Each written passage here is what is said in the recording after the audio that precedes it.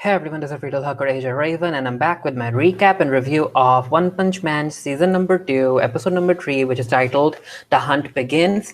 The episode opens up with this person or character lying on the floor. He has been beaten up a lot, and turns out that Silver Fang or Master Bang is the one who ended up beating him up because he doesn't think that this person is capable enough to continue being his student. So he asks the student to just go. He simply expels the student from his dojo. So you can tell that the Silver Fang is concerned about something that's happening.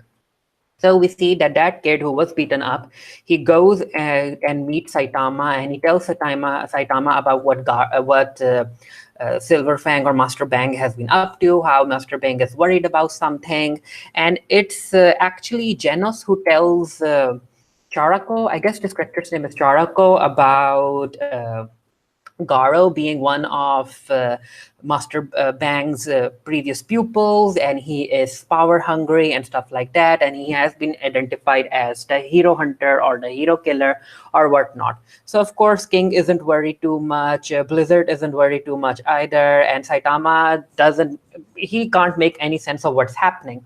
Now, I do like this team. I like Blizzard being part of Saitama's team, especially because you know that her older sister doesn't even consider Saitama as a person to even talk to him or stuff like that. But anyway, Janus ends up explaining to Charako that the reason Master Bang ended up expelling him from the dojo is because Master Bang doesn't want any of the students to be around him, because Master Bang knows that Garo will be after him, and he doesn't want his students to get caught in the crossfire and stuff like that. So Charako leaves Saitama's place, and while he's on his way, he is wondering about whether or not he is capable enough of taking down Garo before, so that Master Bang doesn't have to. While he's on his way, he notices that Moment Rider meets up with Garo, and yeah, it's a weird. Garo is going to beat a Moment Rider, and I'm like, Moment Rider, you ended up getting beaten up in the previous season. Why do you place yourself in such situations where you where you get beat up? Anyway, before he can do anything, the person who Garo ended up defeating in the previous episode, I guess his name was Tank Top Vegetarian. He wants revenge, but Garo is able to take him down. But his older brother, who is a S-class hero, I think rank 16, him and Garo end up fighting. And yep, rank 16. This rank 16 hero is very strong. He has this brute physical strength, and he is able to even hurt Garo and even make him bleed. But before he can go in for the final, while all of this fight is happening, we see that Master Bang has called upon his brother because he needs help to take down Garo. So while the fight is happening, before the S-class hero can land the final blow on Garo, Moment Rider ends up stopping him, because he reminds the hero that he didn't become a hero just to take down humans, and that he shouldn't do that. And I'm like, Moment Rider, I get where you're coming from, but set your priorities straight. Garo is a villain, and he will kill everyone in his path. So of course this gives Garo enough time to take out his secret weapon, which is martial arts, because he's a student of Master Bang. He knows his style, and he is able to use opponents' strength against themselves. He is able to counterattack and stuff like that.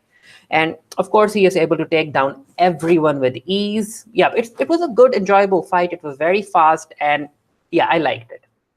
So Monum Rider decides to play the hero as well, and he gets beaten up very badly, and it's actually amazing that he's still alive.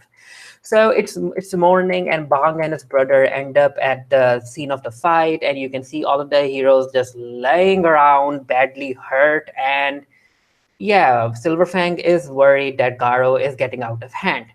So it's in a nice little scene. Saitama ends up visiting Monum Rider at the hospital, and they begin talking about this Garo and how he's able to read an opponent's moves. And the difference between a monster and Garo is that a monster just unleashes its entire power in a rampage. The monster doesn't necessarily think. However, Garo thinks. He is human, but he's incredibly powerful. So Garo thinks he knows how to counter, he knows how to block, he knows how to parry, and he's a martial artist expert. So he knows how to go about taking down opponents that are much stronger and bigger than him.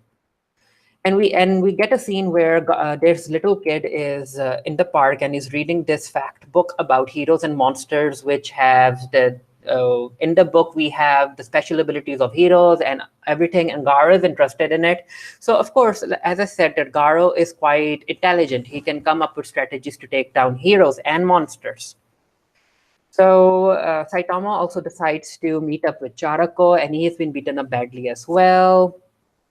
And Charako is the one who tells Saitama that if he wants to learn more about martial arts, there's this martial arts tournament happening, and Charo was going to participate it, but now he's incredibly injured. And a light switch, a light bulb switches on inside Saitama's head, and Saitama, yep, he's going to fake his identity. He's going to pose as Charako and enter the tournament. It was a funny scene. So coming back to Garo, due to the fact book that the kid was reading, he now knows that a hero known as Golden Ball will be at a bar at a specific place. So Garo goes and meets him, and he asks Golden Ball to fight him. And it was a good fight, but of course, you know that Golden Ball was going to lose.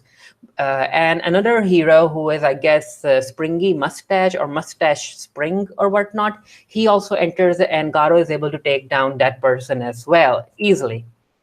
It was again a good fight. So on his way to find more heroes, he ends up meeting up with Saitama. And at first, Garo doesn't register Saitama at all. He thinks of him as a very low-level hero, and he attacks Saitama right in the shoulder. But of course, it has no effect on Saitama. And Saitama, being the kind of person he is, he thinks that that Garo is stealing money from him, and Saitama just hits him on the shoulder, and Garo goes down.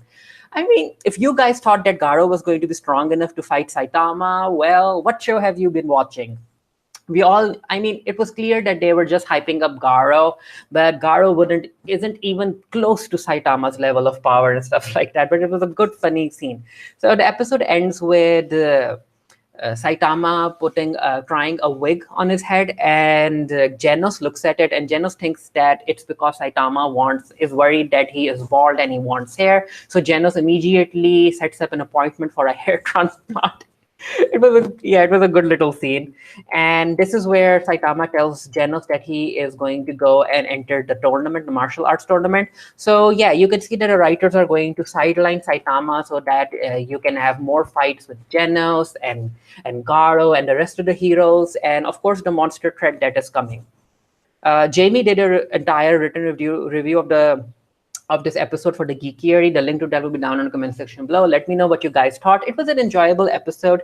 I liked learning more about Garo and his motivations, and especially his link with Silver Fang. Again, let me know what you guys thought. And until next time, stay happy, stay safe, stay blessed. See you guys later. Bye.